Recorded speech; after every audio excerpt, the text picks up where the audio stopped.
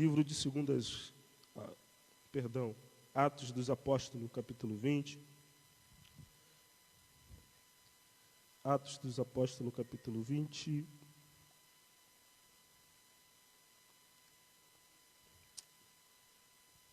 Atos 20, versículo 10.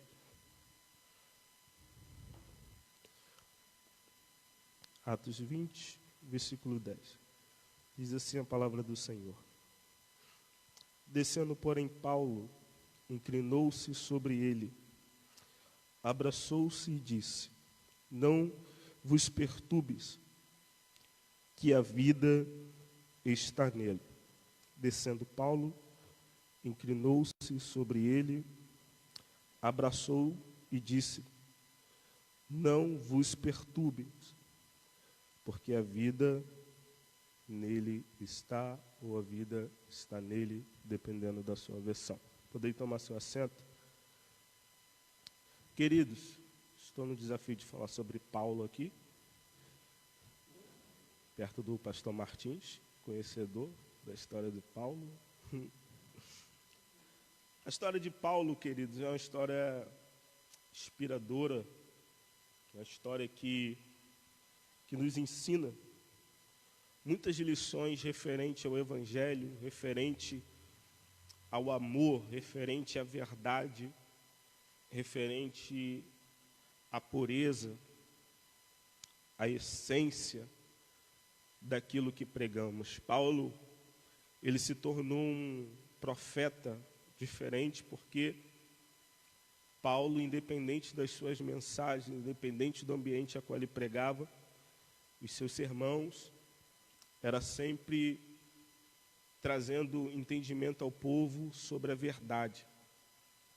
E Paulo, ele se tornou um diferencial, porque ele é um homem que não só falava, ele colocava em prática aquilo que ele pregava. Então, só aí já nos dá muitas lições. Paulo, em suas viagens missionárias, ele foi acometido, sem muitas, por dores, por dificuldade, porém era um homem que crescia por amor do Evangelho, pregava por amor do Evangelho e formava muitos discípulos, formava muitos homens como discípulo. Paulo, ele está na Grécia, ele está na Macedônia pregando, exercendo seu ministério, juntamente com seus discípulos. E Paulo, ele prega, ele ensina o povo, ele ensina os seus discípulos um sermão muito interessante. Ele vai se reunir com os seus discípulos e vai partir um pão, vai dar de comer aos seus homens, aos seus discípulos, e ele vai abraçar cada um deles. Paulo, ele vai fazer questão de estar perto dos seus discípulos e ele vai abraçá-los. Ele vai ouvi-los. Isso também é interessante para um formador de discípulos, porque todos os formadores de discípulo, ele tem que estar pronto para falar, também tem que estar pronto para ouvir. E Paulo, ele abraçava, ele conversava e ele pregava nessa cidade. Paulo, ele vai se estender em uma viagem até a Grécia, vai pregar, vai ficar cerca de 3 meses ali pregando a palavra. Só que quando Paulo chega na Grécia, ele está pregando uma mensagem dura, uma mensagem que muitos não gostavam, que muitos não estavam gostando. Porém, ele exercia o seu ministério, independente de quem gostava, a palavra era pregada, independente do sermão, o povo estava ali para ouvir. E Alguns judeus, alguns homens, um povo pequeno, acharam que dali Paulo ia partir para a Síria. E não sei por qual motivo, tentaram armar uma armadilha, uma cilada para Paulo na Síria. Porque achavam que quando Paulo saísse da Grécia, Paulo ia para a Síria pregar. Porém, Paulo está ali pregando. E o que me intriga, o que me confronta, é que essa minoria que armam algo para Paulo, eram judeus. E Paulo, ele continua pregando. Quando, de repente, Paulo olha para os seus discípulos e fala: vamos voltar para a Grécia, vamos voltar para o lugar onde a gente estava. Eu aprendo uma lição nesse texto, nessa introdução dessa mensagem, que é muito simples para os nossos corações, mas eu já quero aplicar uma lição para nossas vidas. Paulo exercia o seu ministério, enquanto Paulo pregava, enquanto Paulo formava os discípulos, enquanto Paulo pregava a palavra de Deus, tinha uma minoria que queria armar uma cilada para Paulo, porque achava que Paulo ia para uma cidade. Só que eles se enganaram. E eu aprendi isso desde muito novo, que profeta que é profeta não cai em cilada porque Deus fala. Profeta que cai em cilada é porque não ouviu a voz de Deus. Porque Deus revela os seus profetas, amém? E enquanto tinha pessoas que achavam que Paulo ia para a Síria, Paulo olhou para os seus homens e falou: vamos voltar. Eu aprendo a lição aqui. Qual a lição, Rafael? Que nem sempre voltar é sinal de humilhação. Muitas das vezes voltar é sinal de livramento para muita gente. Se Paulo vai, existia uma armadilha para Paulo. Existia uma cilada para Paulo. Só que Paulo é profeta. Em vez de Paulo ir para a armadilha, Paulo olha para os discípulos e fala: vamos voltar. Muita gente não entende. Muita gente não entendeu. A gente acabou de sair de lá, vamos voltar, Paulo. Vamos voltar. Vamos voltar. E eu aprendo muito com isso. Porque muitas das vezes Deus não deixa que a gente dá um passo à frente. Mas não é para nos humilhar. Mas não é para deixar as nossas vidas tristes, cabisbaixas, não. Deus está dando livramento e a gente às vezes murmura. Então Deus corta o laço, traz Paulo de volta. Olha para o irmão que está do seu lado e fala: nem sempre voltar é vergonha. Muitas vezes é livramento. Se alguma coisa, se algum período na sua vida você teve que voltar, não murmure. É porque você é profeta de Deus e profetiza do Senhor. E Deus te deu livramento. O que me intriga é que era judeus. Vai ter gostinho de bezetacil, mas é para animar o ego. A minoria não tem poder nenhum sobre a vida de um profeta. Eu vou explicar isso para você. O que armam ao seu respeito não tem poder nenhum sobre a sua vida. A cilada que armaram para você não tem poder nenhum sobre a sua vida. A macumba que fizeram para você não tem poder nenhum sobre a sua vida. A palavra de derrota que lançaram contra a sua família não tem poder nenhum sobre a sua vida. Porque você é profeta e profetiza.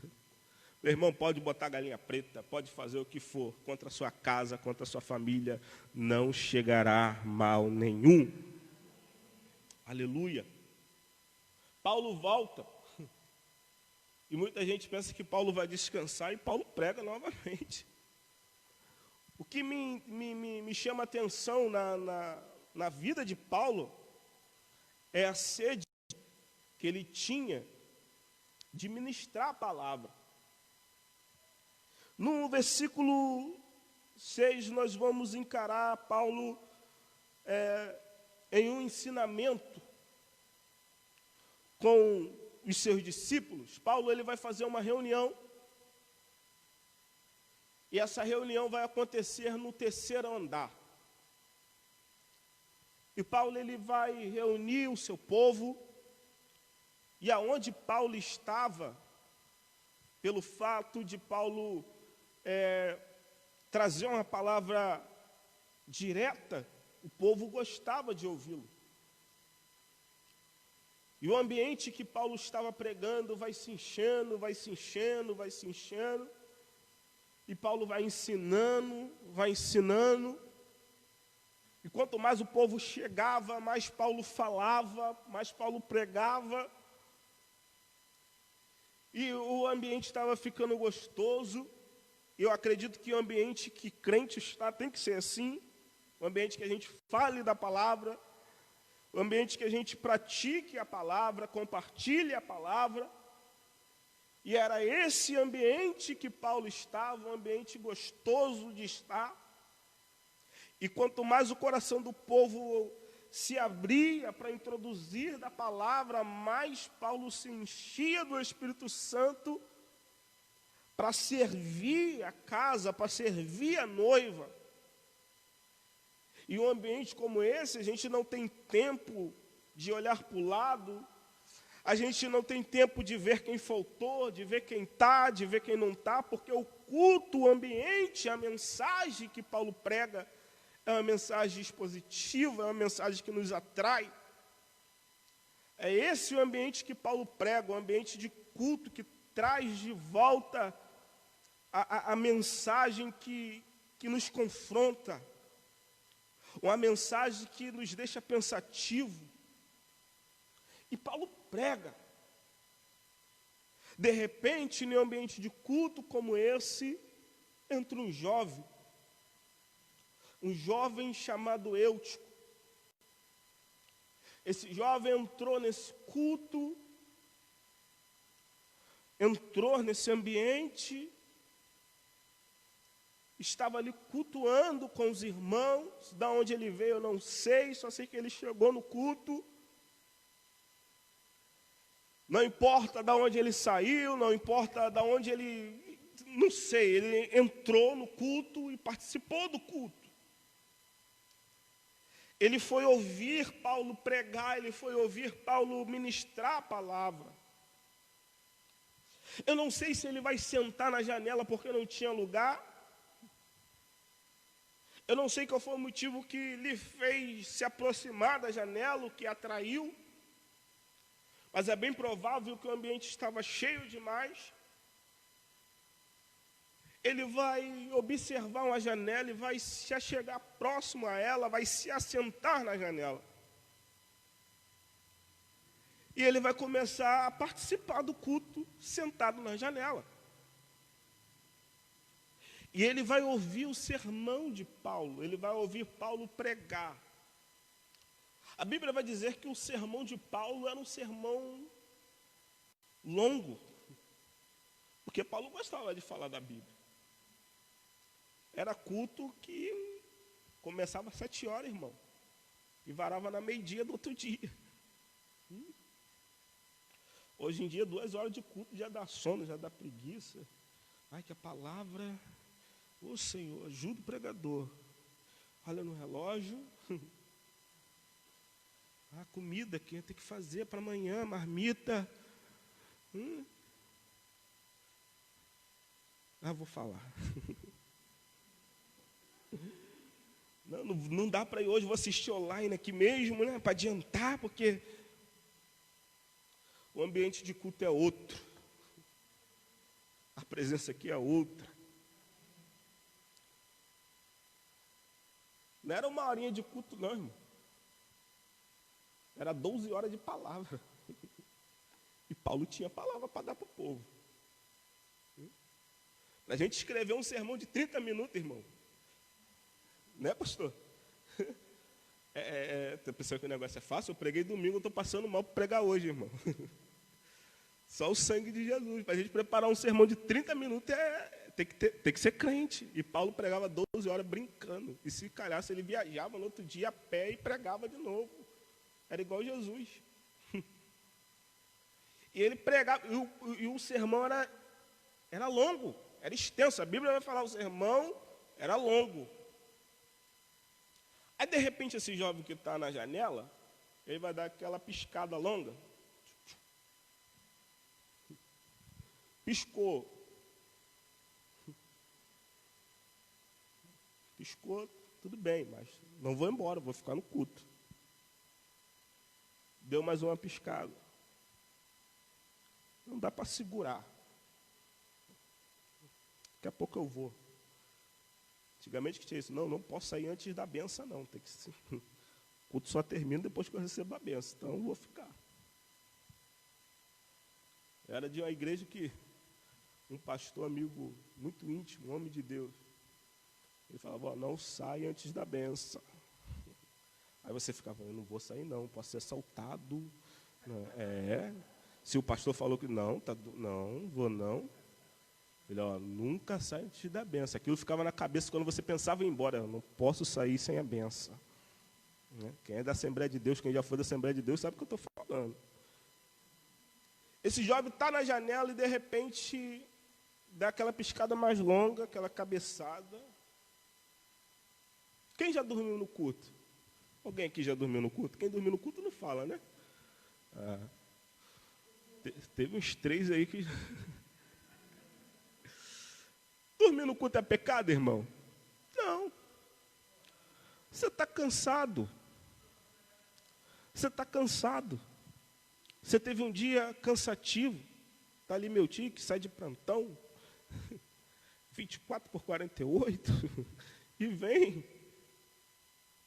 É errado? Não, você veio. Era errado o que esse jovem fez? Não. Está cansado. Você não pode mentir, irmão. Fala que está orando, está dormindo. Mentir não. Tem gente que está dormindo e fala que está orando, né? Aleluia! Não acordo nada. Está rindo porque você já passou por isso, né, irmão? Não é errado dormir. Ele está cansado, mas veio.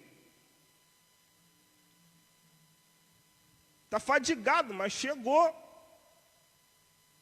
Só que o sono veio. Só que o que me chama a atenção nesse texto, o que me deixa pensativo, é que no versículo 10, no versículo 9, e o jovem chamado Eutico, que estava sentado na janela, adormeceu profundamente durante a pregação de Paulo. E vencido pelo sono. Ele foi vencido pelo sono. Ele estava no culto. Só que ele podia vencer o sono. Só que o sono ganhou. 1-0 para o sono. Dormiu. Só que ele dormiu num lugar onde não era para dormir. Ele dormiu, só que ele estava em um ambiente que ele não podia dormir. Ele pegou no sono. Ele achou que estava na cama. Deu uma piscada, eu volto e foi. O sono venceu. Ele foi vencido por uma dificuldade. E ele estava onde? Ele estava em um ambiente ouvindo o quê? A palavra. Ele estava em um ambiente de culto. Ele estava onde? No ambiente de... Mas deixou ser vencido. É possível a gente estar até em um ambiente de culto e ser vencido. Adormecer. Ele dormiu na hora errada e no lugar errado. É isso que nós precisamos entender, que nós não podemos ser vencidos por uma dificuldade. E nós não podemos deixar que essa dificuldade, que essa brecha, que esse cansaço, que isso que nós carregamos, nos leve à queda. Amém? Ele estava no ambiente errado, na hora errada, no momento errado, e dormiu, caiu. A nossa mente é um problema. Se a gente não vigiar, a gente cai, a gente dorme, a gente se deixa ser levado.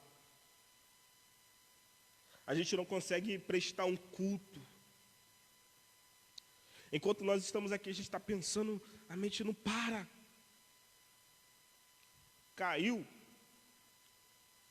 do terceiro andar. Terceiro andar, irmão, caiu do terceiro andar. Terceiro andar, irmão, já pode preparar o velório. É só trazer para cima e gelar o corpo, e acabou, terceiro andar. De repente, Paulo pregava, daqui a pouco, puf, desespero no culto. Meu Deus, caiu. Caiu arrebatado? Não, caiu lá embaixo. Caiu, desespero no culto, desceram e certamente morreu. A notícia que chegou para Paulo é que o jovem tinha morrido. Irmão, caiu do terceiro andar. Terceiro andar. A gente vê casos aí de jovens aí que soltando pipa, se empolga, cai da laje, morre. Caiu da escada, morreu. Ele caiu do terceiro andar. Teve a mensagem que Paulo pregava, de repente, teve que ser cessada.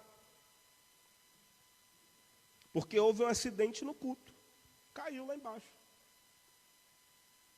Aí Paulo vai me dar uma lição, e eu aplico para nossas vidas e termino. Quem desce primeiro, que vai tentar socorrer o jovem, olha para o jovem no chão e fala, morreu, não tem mais jeito, acabou. Ponto final. E lugar que ninguém se espera ver a morte é dentro da igreja. Morreu, aonde? Na igreja. Não, igreja é lugar de vida. Paulo vai olhar para aquela situação. Por isso que eu amo os profetas de Deus e as lições que eles nos dão. Paulo encerra o sermão, interrompe o sermão, desce. Paulo vai descendo, algumas pessoas vão chegar para Paulo e falar, ó, morreu, não tem mais jeito. A Bíblia fala que Paulo não vai olhar para o menino, Paulo vai se ajoelhar. Paulo não vai olhar o menino de longe, não. Paulo vai se curvar. Paulo vai botar o joelho no chão. Paulo vai abraçar o menino que muitos falaram que estava morto. Para muitos, Paulo estava abraçando o defunto, mas Paulo abraçou. Caiu do terceiro andar, mas ele desceu, abraçou. Deu um abraço, o mesmo abraço que ele deu nos discípulos. O mesmo abraço que ele deu nos seus amigos que caminhavam contigo, ele vai abraçar. Ele vai chegar perto do jovem. E o que não deu para ele fazer quando ele pregava, agora quando o jovem cai, ele desce e abraça. Muitos poderiam falar, não estava sentado no lugar certo, então caiu. Paulo não perguntou qual foi o motivo da queda. Paulo só desceu e abraçou. Paulo não perguntou por que ele estava morto. Paulo só desceu e abraçou. Paulo interrompe o discurso, desce e abraça. Porque o que importa não foi o motivo da queda. O que importa é se tem alguém para descer para abraçar. Porque falar é fácil. Eu quero ver descer e abraçar. Não, vem cá. Segura aqui. Julgar a atitude de um jovem que estava sentado no lugar errado, que dormiu no lugar errado, é fácil. Mas Paulo não julga. Paulo desce e faz. Cadê ele? Vem cá, dá licença. Dá licença. E Paulo abraça. Quando Paulo abraça o menino, Paulo dá um recado para quem estava perto, que falou que o menino estava morto. Pode ficar tranquilo, que ainda há vida nele.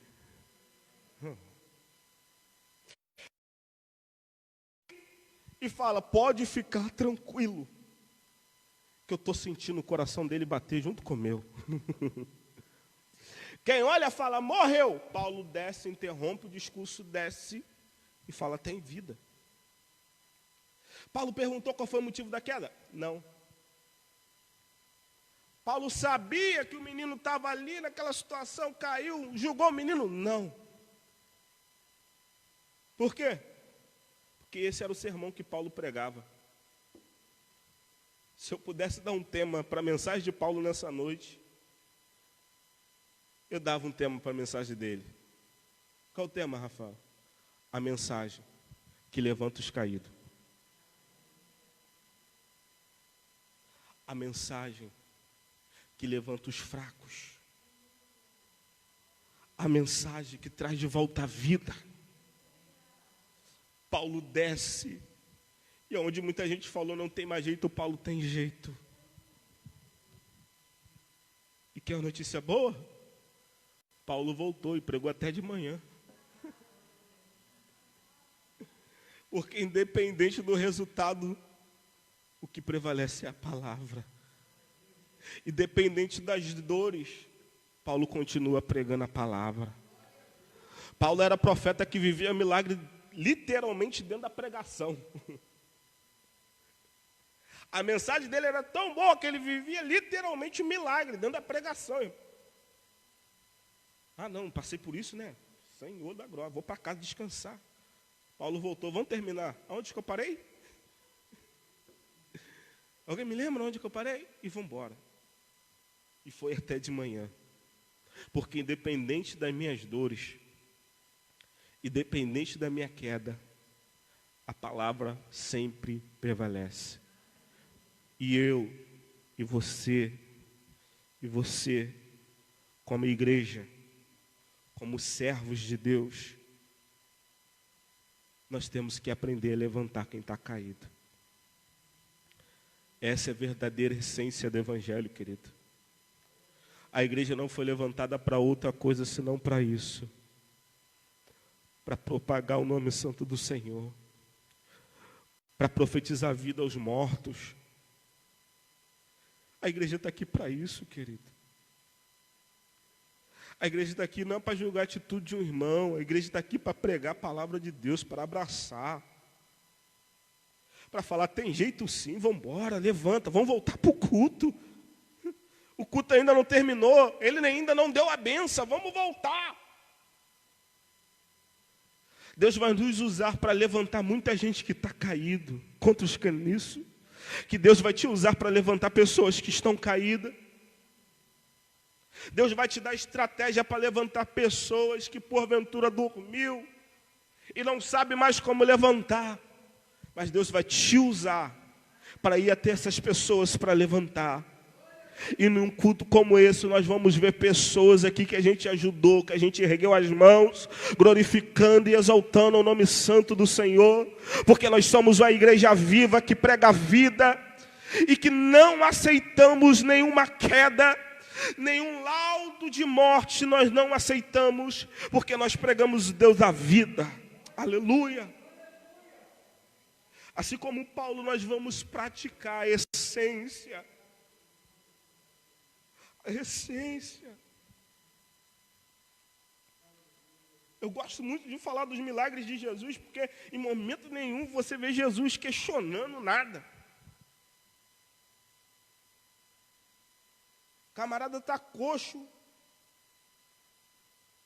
as águas do tanque agitadas. Jesus passa e olha para ele e fala: queres ficar sã? Ele, todas as vezes que as águas são agitadas, Jesus levanta. E aí não tem ninguém que me jogue no tanque, Jesus. Pega a sua cama. Mas não tem ninguém, anda e vai. Jesus não quer saber qual foi o motivo. Jesus já acompanhava há muito tempo. E quando Jesus vem, ele só quer fazer milagre. Ele só quer levantar quem está com dificuldade. Enquanto o homem queria dar justificativa, Jesus já tinha feito milagre há muito tempo. Estava ele falando, Jesus já tinha curado.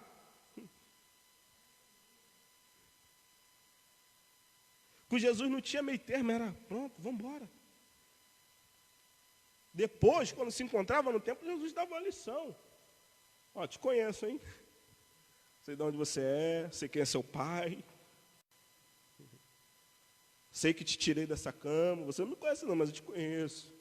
Vai, não peques mais, hein? Saiu da cama, mas pode voltar. No tempo era uma coisa, agora na rua Jesus só levantava e vem. Deus vai te usar. Deus vai nos usar. Deus vai usar metodista em Tribobó para revolucionar esse lugar, para mudar esse bairro, para mudar nosso município. Nós vamos ser levantados com um diferencial, com espírito de profetas, assim como Deus já tem levantado. Eu acredito que nesse ano nós vamos vivenciar milagres nesse lugar. Você crê nisso, queridos? Se coloque de pé, eu quero orar contigo. Aleluia. Talvez você, pelas dificuldades da sua vida, você já praticava isso há muito tempo. Você evangelizava, você pregava. Você é aquele parente que ficava mandando mensagem todo dia com versículo no WhatsApp. Aquela mensagem, aquele louvor de áudio, enviava para um amigo que estava afastado. Você é aquela pessoa que compartilhava o amor de Deus para as pessoas.